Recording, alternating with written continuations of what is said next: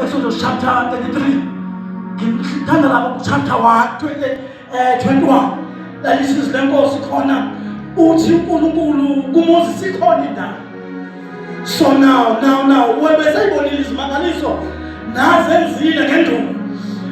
La behamba khona kodwa kufinyelela ethi khona Nkosi uma ungahambi nathi ngoba sihlale bangaka abantu abakhona abazophuma kodwa uNkulunkulu bemshila bangaka abantu abakhona abathatha advantage ngoNkulunkulu abambonile bahamba noNkulunkulu wayesona sizonzani lana sihlangene kuhlangana amabandla ahlukene ahlanganiswa umuntu wombono uthini umbono wakho mdletshe mina bengingakwazi kodwa ngikwazi ngombono uNkulunkulu akunika wona so sizothini la bonke abantu abahlangene la bathi